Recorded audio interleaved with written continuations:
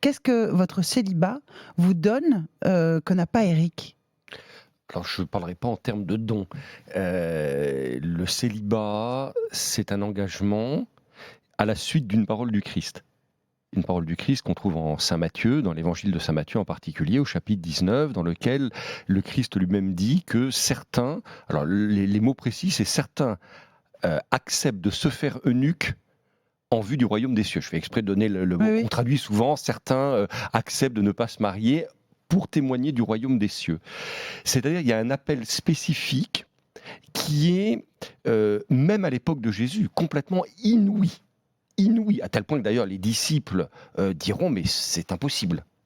C'est renoncer à la sexualité, c'est ça Bien sûr, c'est un l'enjeu. renoncement, c'est un vrai renoncement. J'ai écrit il y a quelques mois de ça un article pour le journal La Croix, justement, que La Croix avait titré, vous savez que ce sont les journaux qui titrent, mais qui avait titré le célibat est une frustration.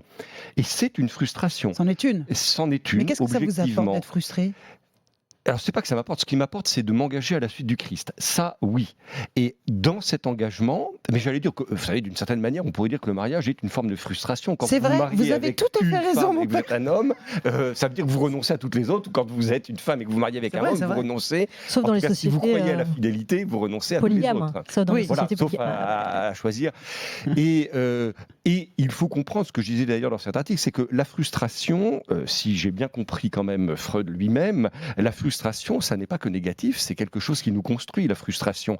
Et alors, bien sûr, il faut en voir les aspects rudes et Oui. difficiles, Les reconnaître, comme ouais. les reconnaître, les aborder, les regarder en face. Là, il y a peut-être quelque chose qui, je crois, n'est pas toujours bien assumé, notamment dans la manière dont on en parle à des jeunes qui se posent, et là je vous rejoins, des jeunes hommes ou femmes Oui. qui songeraient à devenir religieuses. Oui. Peut-être parce qu'il y a une telle raréfaction des vocations qu'on se dit, oh là là, si on leur dit que c'est quand même quelque chose de pas évident à vivre tous les jours. Et vous savez, pour être très clair, c'est pas tellement sur l'aspect simplement sexuel. Non, C'est bien l'aspect sûr. affectif. Bien sûr, c'est la In solitude fine, aussi, c'est bien la sûr. solitude. C'est en fait, j'ai la chance Bien d'avoir sûr. beaucoup de neveux et nièces. Parfois, j'ai un petit serment au cœur en me disant, j'ai pas les mêmes joies que mes frères et sœurs qui ont des enfants, de voir un enfant grandir. J'ai Ouais. pas non plus les mêmes soucis, hein, aussi Oui, au c'est vrai. passage. Hein.